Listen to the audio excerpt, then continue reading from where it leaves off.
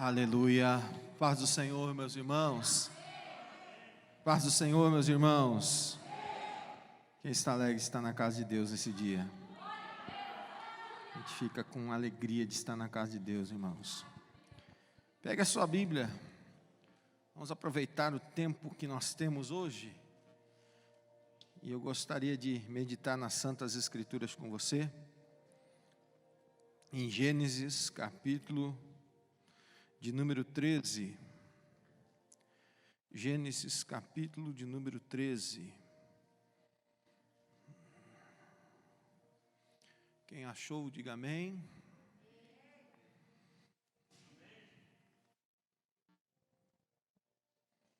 Gênesis, capítulo de número 13, diz assim: Saiu, pois, Abrão do Egito e foi para o Neguebe com sua mulher e com tudo o que possuía. E Ló foi com ele, e Abrão tinha enriquecido muito, tanto em gado como em prata e ouro.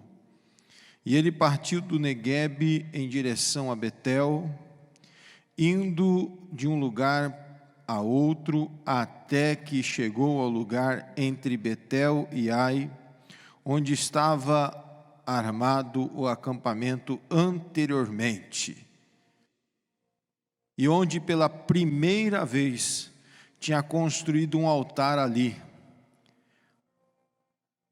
E ali Abrão invocou o nome do Senhor. E Ló, que acompanhava Abrão, também tinha rebanhos e tendas, e não podia morar os dois juntos na mesma região, porque possuíam tantos bens que a terra não podia suportá-los. Por isso, uma desavença entre os pastores dos rebanhos de Abrão e os de Ló. Nessa época, os cananeus e os ferezeus habitavam aquela terra. Então Abrão disse a Ló: não haja desavença entre mim e você, ou entre os seus pastores e os meus. Afinal, somos irmãos. Aí está a terra inteira diante de você. Vamos separar-nos. Se você for para a esquerda, eu irei para a direita. Se eu for para a direita, eu irei para a esquerda. E olhou então Ló e viu todo o vale do Jordão e todo bem irrigado até Zoar. E era como um jardim do Senhor, como a terra do Egito. E isso se deu antes de o Senhor destruir Sodoma e Gomorra. E Ló escolheu todo o vale do Jordão e partiu em direção a leste. E assim os dois se separaram. Abrão ficou com a terra de Canaã, mas Ló mudou seu acampamento para o lugar próximo a Sodoma, entre as cidades do vale. Ora, os homens de Sodoma eram extremamente perversos e pecadores contra o Senhor. Amém. Fecha os teus olhos, reclina na tua fronte.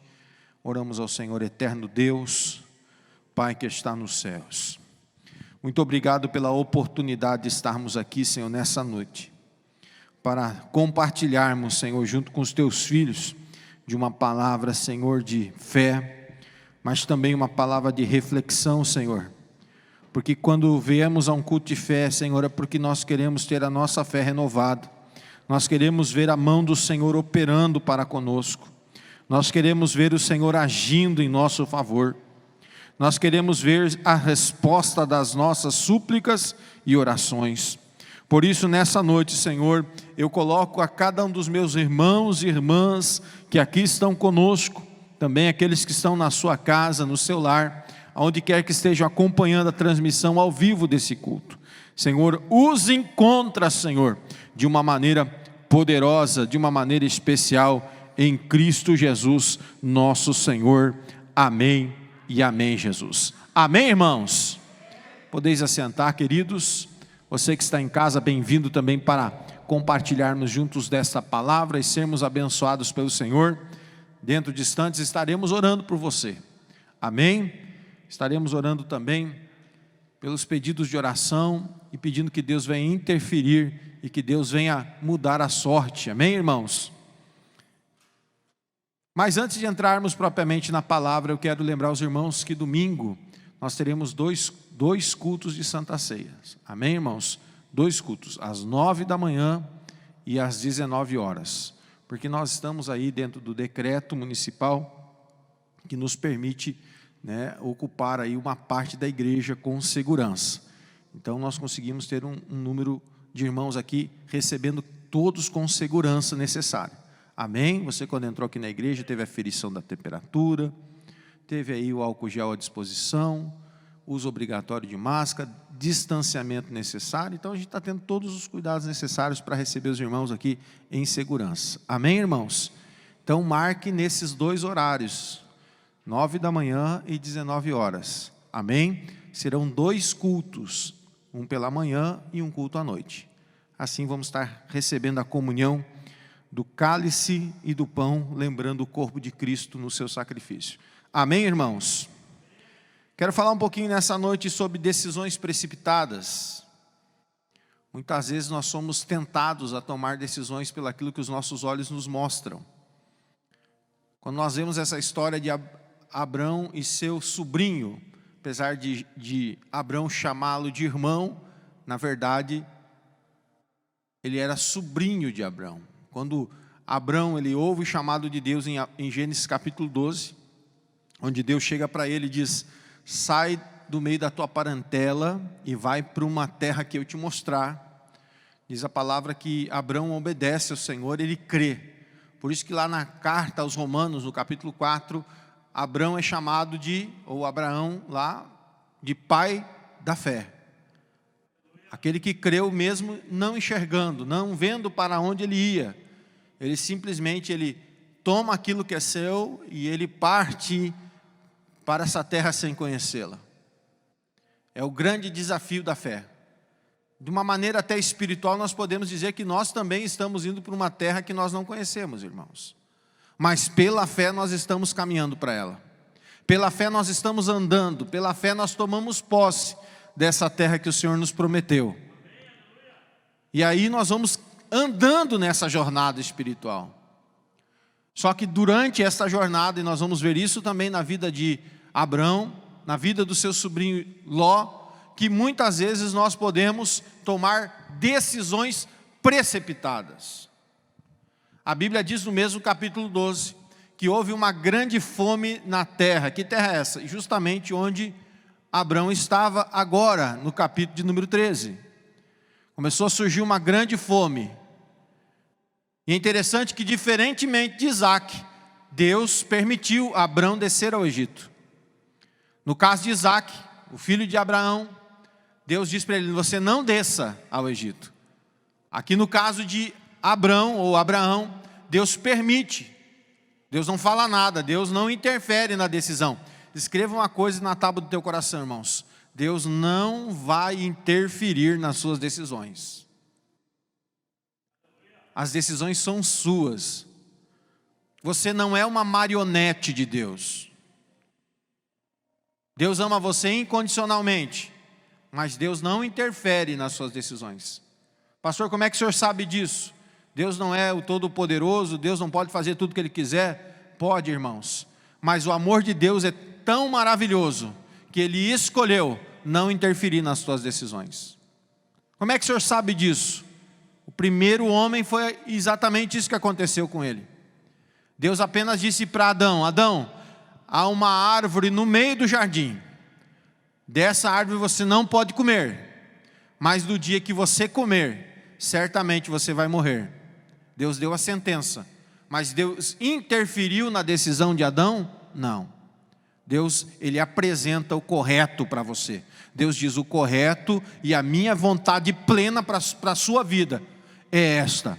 Agora, observá-la, decidir andar com Deus, decidir observar a vontade de Deus, decidir obedecer os mandamentos seus, é uma decisão nossa.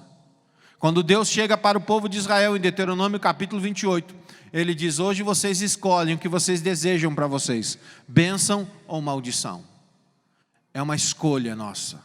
aceitar a Jesus como nosso Salvador, uma vez iluminados pela mensagem do Evangelho, enquanto ignorantes quanto ao Evangelho de Cristo Jesus nosso Senhor, mas uma vez iluminados, a decisão de aceitar a Cristo como Salvador é nossa. Por isso em João capítulo 1 ele diz, o que, irmãos?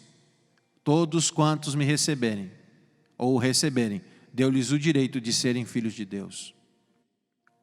Receber é um ato nosso, uma vez iluminados pelo Evangelho da Palavra de Deus. Nós não podemos fazer nada em nós, mas Cristo pode fazer tudo em nós. Então Abrão ele desce ao Egito. Ele tem os seus deslizes, ele tem as suas fraquezas ali no Egito. A Bíblia diz que Abraão semelhantemente ao seu filho. Parece uma sina, mas a gente não tem que entender isso como sina, irmãos, porque senão nós vamos crer em karma. E não existe karma para nós. A Bíblia diz que no livro do profeta Ezequiel, que o filho não pagará pelos pecados do pai e o pai não pagará pelos pecados dos filhos.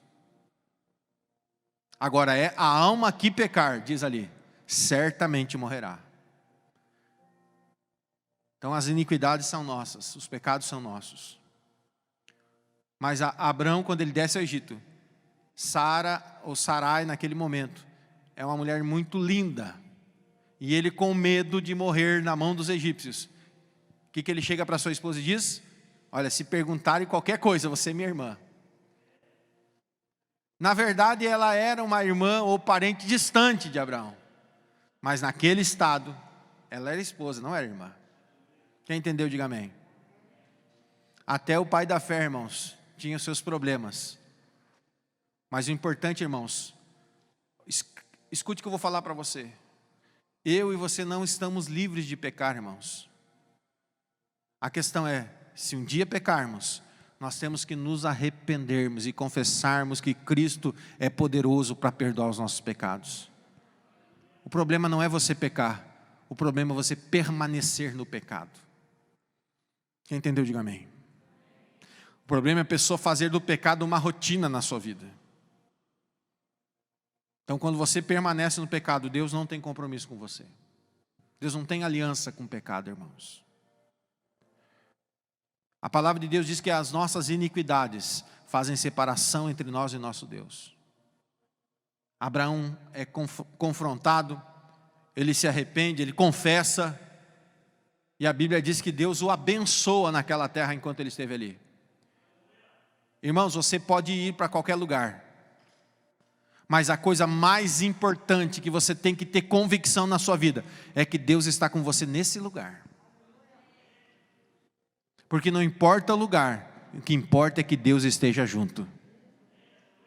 Porque aonde você estiver, se a presença de Deus estiver com você, tudo ao teu redor vai ser abençoado. Tudo que você colocar a planta do seu pé vai ser abençoado. A tua casa vai ser abençoada. Pastor, isso é uma promessa sua? Não, isso é uma promessa de Deus, irmãos. E nós temos que nos assegurarmos desta palavra em nossas vidas. A Bíblia diz que o sobrinho de Abrão o segue.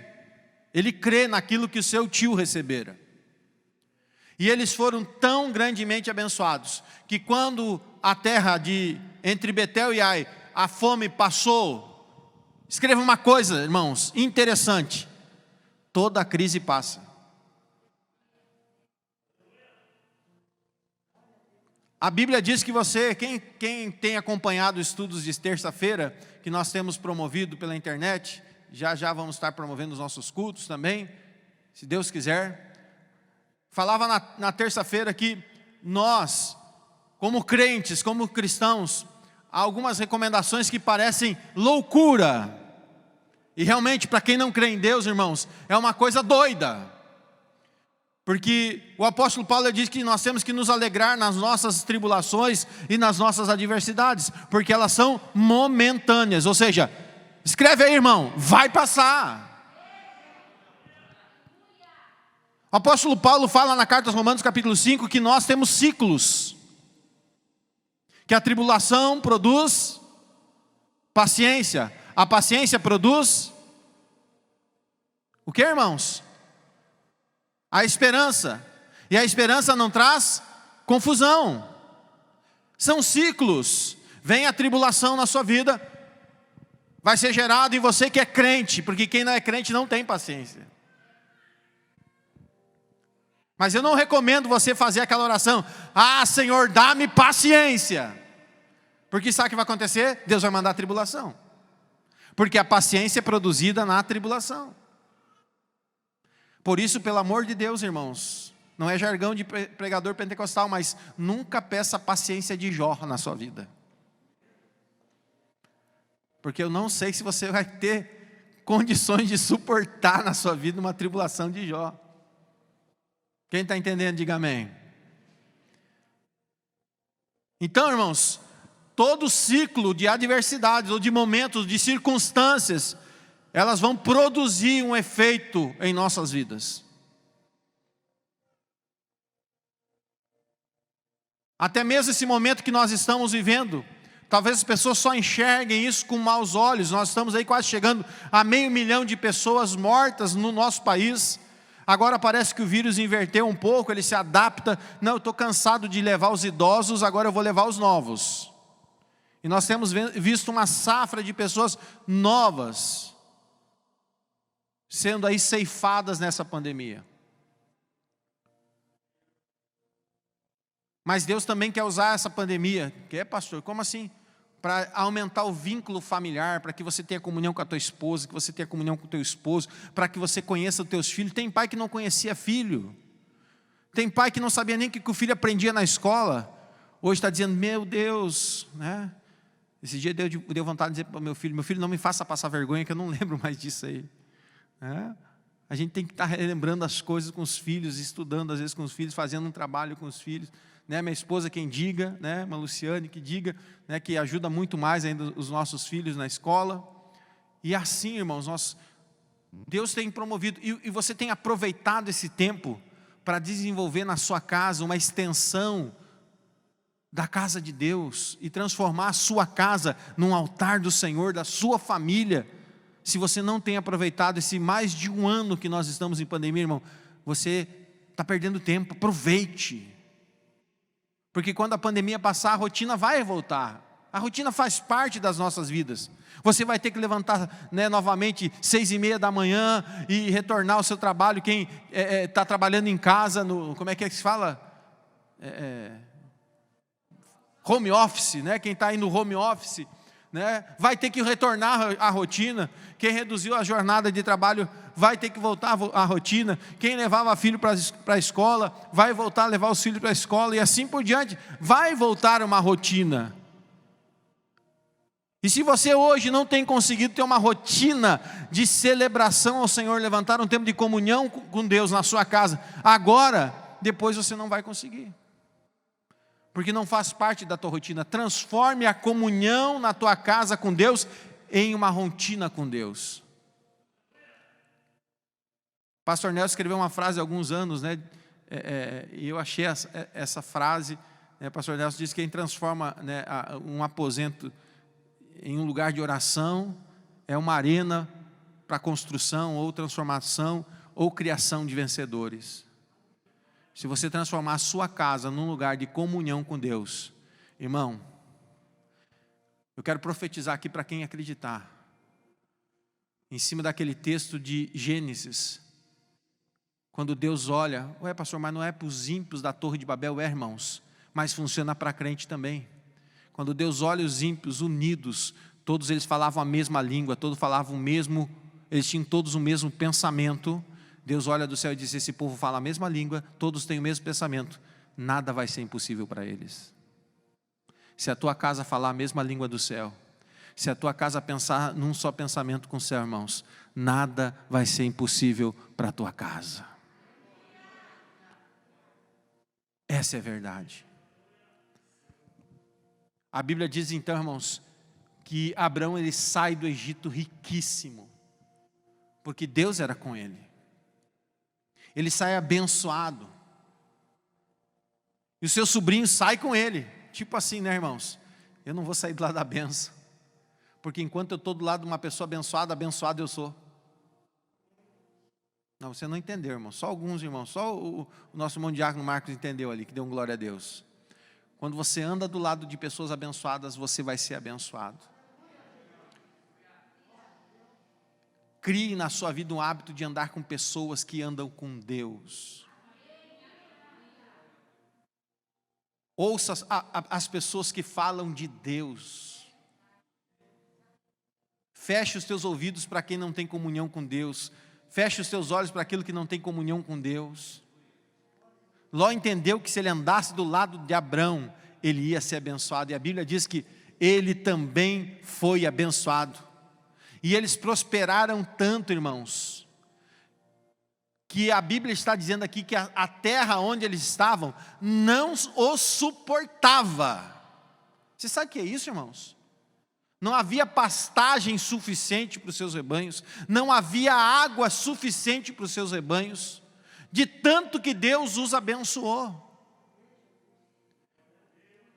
E aí começou a haver uma contenda entre os pastores de Abrão e de Ló, por causa da água, por causa da pastagem.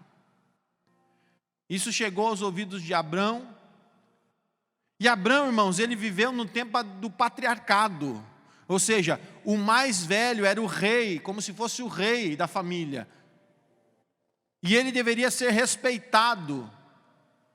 Olha que lição de sabedoria. Muitas vezes a gente pensa assim, não, eu estou na posição de autoridade, então eu vou fazer o que eu quero.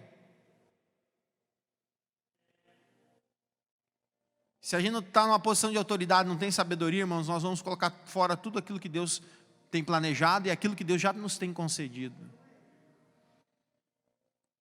Ele poderia dizer, Ló, pega as tuas coisas e vai embora. Pega tudo que você tem e volta para a terra que você quiser, ou vai para a terra que você quiser. Mas com um coração piedoso, irmãos. Um coração humilde. Um coração generoso. Como a gente está precisando de pessoas com um coração generoso, irmãos.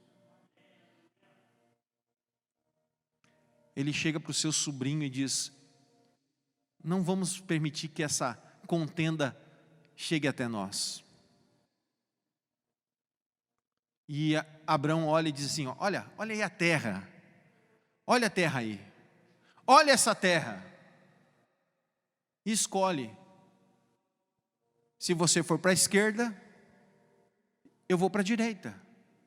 Se você for para a direita, eu vou para a esquerda. E a Bíblia nos diz que Ló, então, ele olha para o vale, e ele enxerga aquela campina verdejante, linda, regada, como se fosse as margens do rio Nilo no Egito, como pensando assim, o ano todo que eu plantar nesse lugar vai ter pastagem, o ano inteiro que eu lançar aí pastagens vai ter para o meu gado, que lugar maravilhoso. Ele olha para a esquerda, quem sabe, e diz, esse lugar aqui é só montanha. Canaã era uma região de muitas montanhas e rochas e pedras. Ele olha para aquele lugar e diz, não, eu vou para o vale, eu vou para a região das campinas. Abrão não falou nada, irmãos.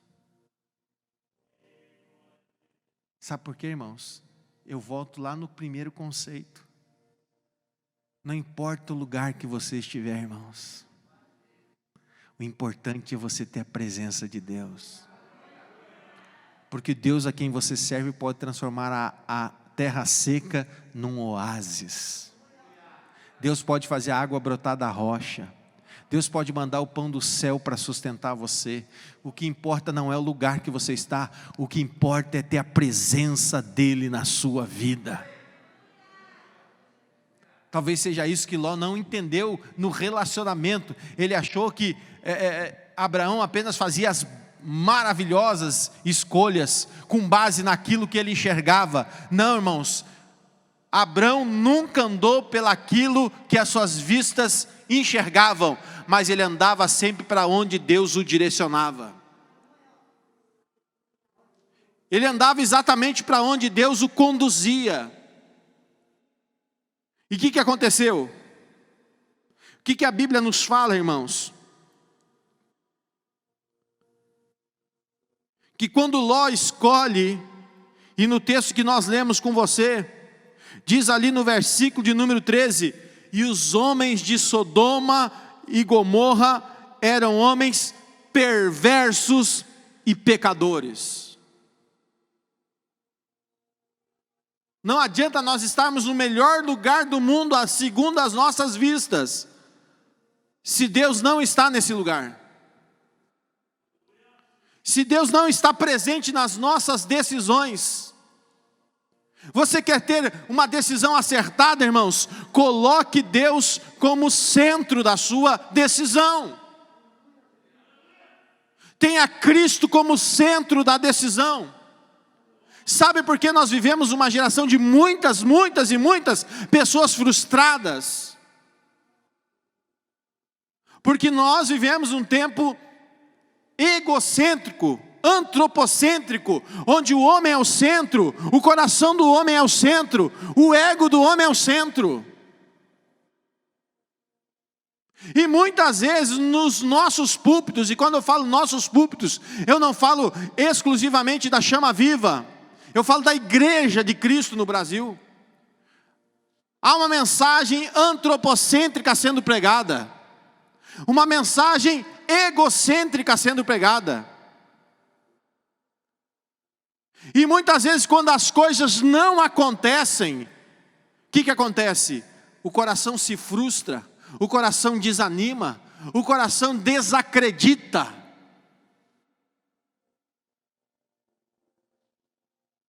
E não é isso que a Bíblia está nos ensinando.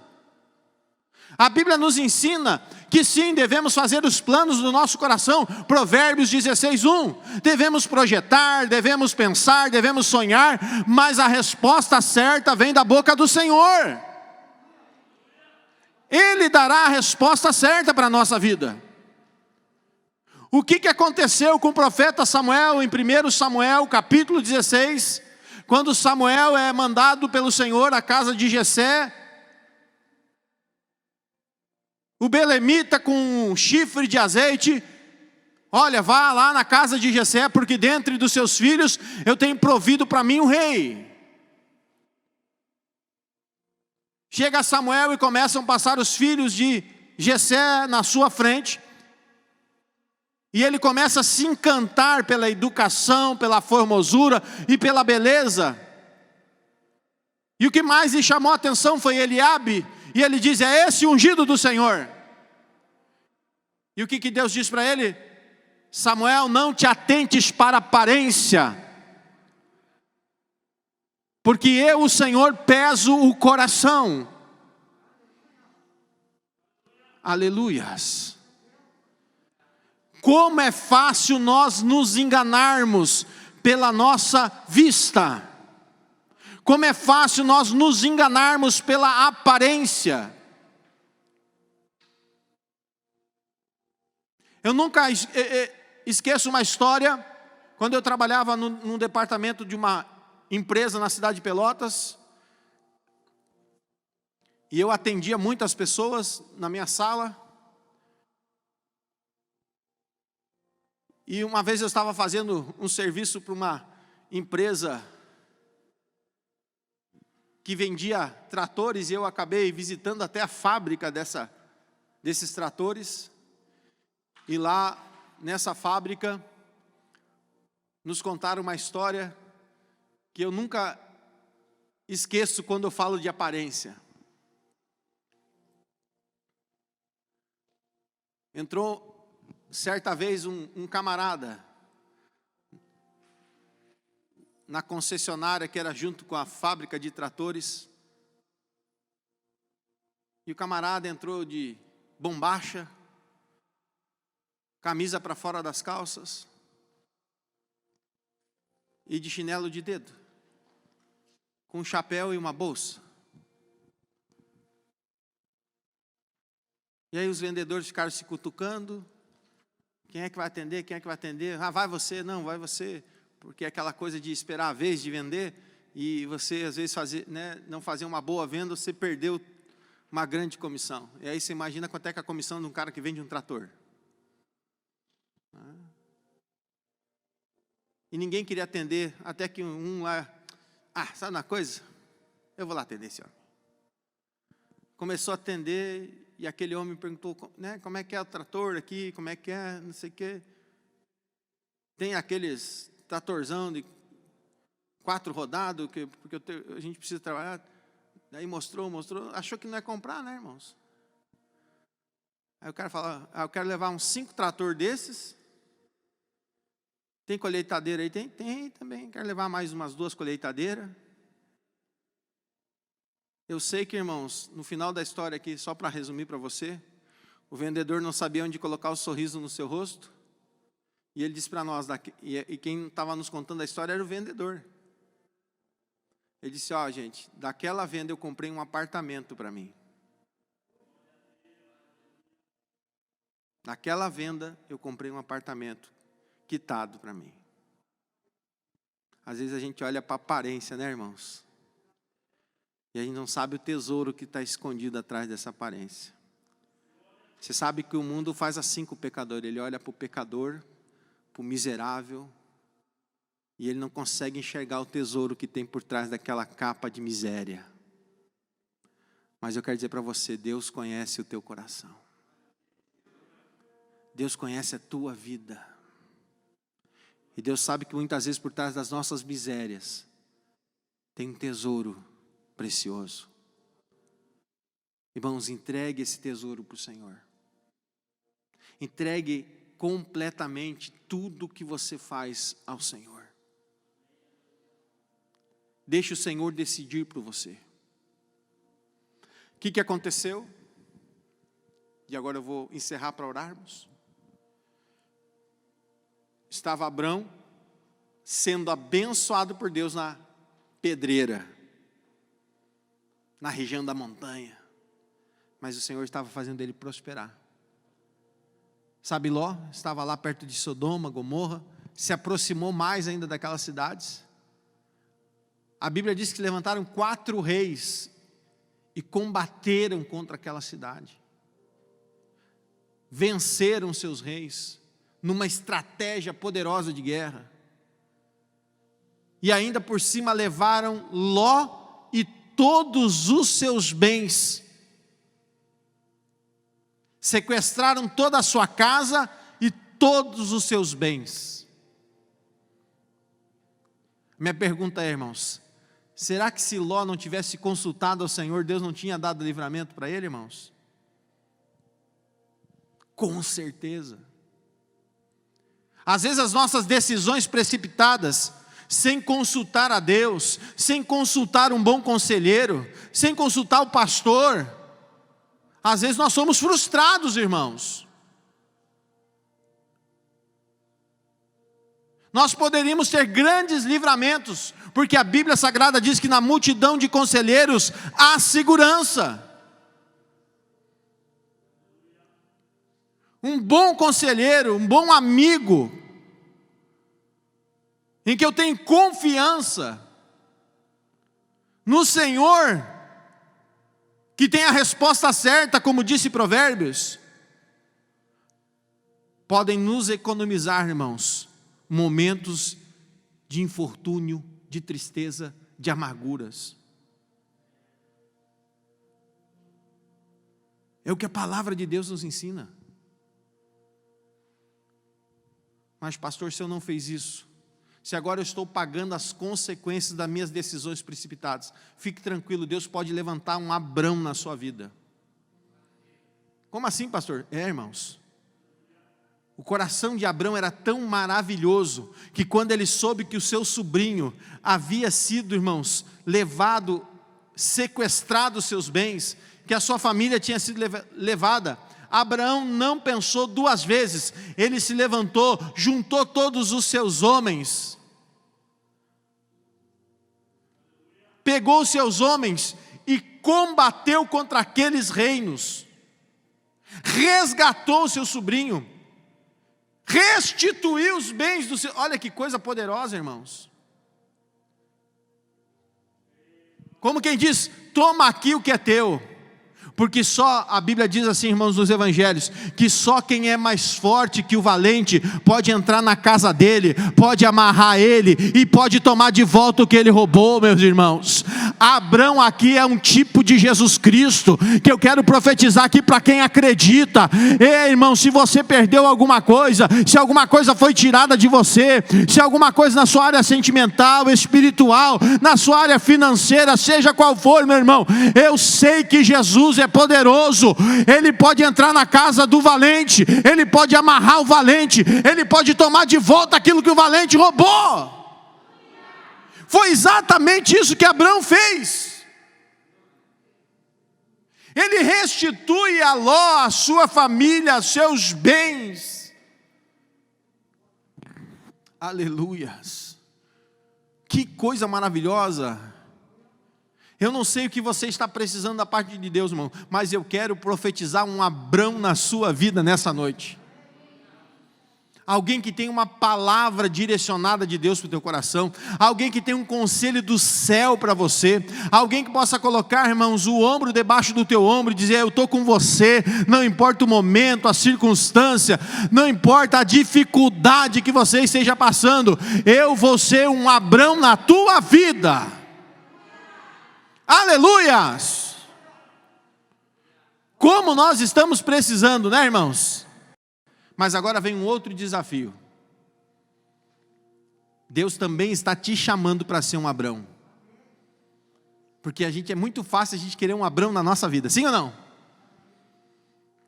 Um cara que nos ajude, um cara que vá lá, batalhe as nossas batalhas.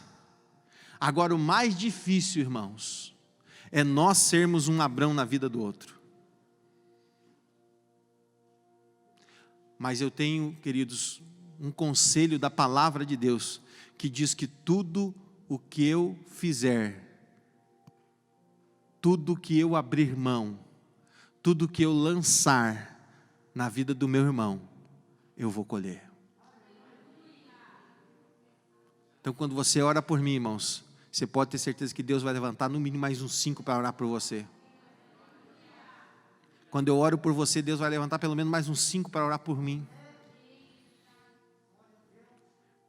Eu não sei se você recebe, irmão, mas de vez em quando eu recebo umas mensagens no meu celular dizendo assim: estou orando por você. Ah, mas eu fico tão feliz, irmãos. Porque geralmente nos pede, né? Ore por mim. Ore por mim. Mas é tão bom quando a gente recebe inesperadamente uma mensagem no celular dizendo: como você está? Estou orando por você. Ah, é os Abrão se levantando na nossa vida, irmãos. É os Abrão se levantando para nos animar, para que nós possamos continuar em frente sem desanimar, irmãos. Oh, glória a Deus. Então, irmãos, tira uma lição dessa palavra nessa noite. Decisões precipitadas podem nos frustrar, podem nos causar até prejuízo, mas sempre há uma esperança, irmãos. Há uma esperança de restituição, há uma esperança de mudança. Eu convido você a ficar em pé nesse instante. Eu quero orar com você. Eu não sei o que é que você está enfrentando, eu não sei qual é as suas necessidades, eu não sei o que é que você está precisando da parte de Deus, mas eu sei de uma coisa: assim como Deus usou Abrão para mudar a história de Ló, Deus pode usar um Abrão nos nossos dias para mudar a nossa história. Tenha fé. Tenha fé, creia, irmãos. Creia que Deus pode e quer mudar tua história. Põe a mão no teu coração nesse instante. Apresente nesse instante a tua petição. Apresente nesse instante a tua necessidade. Aquilo que você precisa da parte de Deus. E eu tenho certeza que Deus vai estar te abençoando de uma forma poderosa e especial. Senhor, Tu que nos sondas, Tu que nos conhece, Tu conheces o nosso deitar, o nosso levantar. Tu conheces, Senhor, o nosso coração, porque a Tua palavra diz que Tu pesa eles. Senhor, Tu sabes a luta do Teu filho, Tu sabes a luta da Tua filha.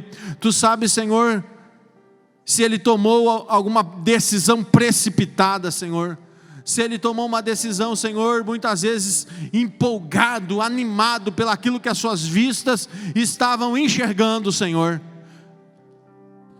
Mas nessa noite, Senhor, Senhor, ele pode apresentar diante de Ti e dizer: Senhor, eu tenho sonhado isso, Senhor, eu tenho sonhado aquilo, Senhor, eu tenho pedido isso, Senhor, eu tenho pedido aquilo, mas, Senhor, eu quero colocar isso no centro do Teu querer, eu quero colocar isso no centro da Tua vontade, eu quero colocar isso, Senhor, diante do Teu altar, porque eu quero receber a resposta certa da Tua boca, Senhor. Eu não quero, Senhor, fazer sonhos e propósitos segundo o meu coração, mas eu quero fazer segundo o Teu coração, segundo a Tua vontade, segundo o Teu querer, Senhor, segundo o Teu agir, Senhor. Então trabalha na minha vida, Senhor, trabalha segundo o que Tu queres, Senhor.